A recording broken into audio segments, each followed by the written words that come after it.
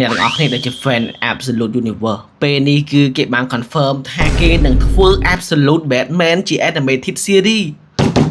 project មួយហ្នឹងគឺឡើងនៅសុកកើតមកហើយខ្ញុំមើលឃើញលុយសុទ្ធហ្មងខ្ញុំមើលឃើញថាអា project ហ្នឹងដឹងតែវា work ហ្មងអា Absolute Universe ហ្នឹងជាពិសេសគឺ Absolute Batman ដែលជា comic book មួយកំពុងតែគួរឬគឺ comic book មួយដែលកំពុងតែព្យាយាមទាញយកអ្នកអាន comic ទៅវិញជា comic book មួយដែលហោចំណូលចូល DC ជាពិសេសអាបែក comic book ហ្នឹងគឺបានច្រើនមែនទែនម្ដងពេល2ឆ្នាំហ្នឹងនិយាយទៅគឺឥ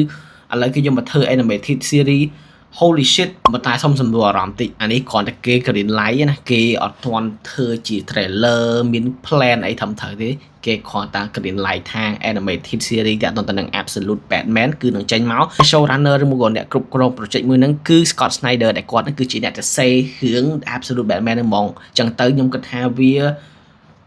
probably gonna go hard មែនទែនថាវាគឺជាវិធីដែលល្អបំផុតក្នុងការតាក់ទាញគេឲ្យទៅអាន comic book ដោយសារតែអីដោយសារតែ Invincible ហ្នឹងគឺគេធ្វើដើរ Invincible គឺគេធ្វើ follow up ដូច anime អញ្ចឹងភៅ manga មិនគឺរឿងគេចេញមកអញ្ចឹងហើយអា Invincible ហ្នឹងគឺវា follow up អា style អញ្ចឹង comic មិនរឿងមកអញ្ចឹងទៅខ្ញុំគិតថាទោះបីជា Absolute Universe នេះឬក៏ Absolute Batman គឺវាអត់ទាន់ចាប់រឿងក៏ដោយក៏ប៉ុន្តែ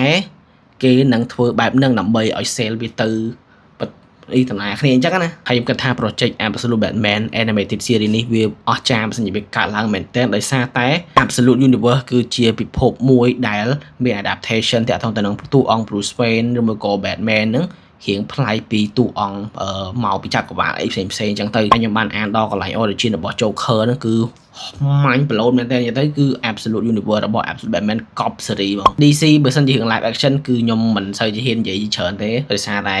អនាគតវានឹងវែងឆ្ងាយប៉ុន្តែបើសិនជាតុក្កតាវិញគឺកម្រធ្វើអ្នកគ្រប់ត្រសង្ឃឹមមែនតើបើទោះបីជាវាអត់ hype ខ្លាំងដូច Spider-Verse អីប៉ុន្តែ project របស់ DC គឺជា project ដែល focus ទៅលើសាច់រឿងហើយ recently ហ្នឹងគេបាន confirm នៅ project Batman ដែលលយមួយចំនួនដូចជា Nightfall Batman Nightfall គឺជា storyline comic មួយដែលល្បីតាក់ទងនឹងតួអង្គ Batman ដូចគ្នាហើយ project មួយទៀតគឺ Dynamic Duo ដែលគេនឹងនិយាយអំពី Dick Grayson និង Jason Todd ធ្វើការជាមួយគ្នាអី I'm not really sure about that ប៉ុន្តែអ្វីដែលយើងរំភើបខាងគេបំផុតហ្នឹងគឺ Absolute Batman អូគ្នាយើងដែលធ្លាប់អានមានចំណាប់អារម្មណ៍មិនដែរហើយគិតមិនដែរចំពោះការធ្វើរឿង animated series តាក់ទងទៅនឹង Absolute Batman ហ្នឹងកុំភ្លេចcommentប្រាប់ខ្ញុំផងមានតែប៉ុណ្្នឹងទេសន្តិភាព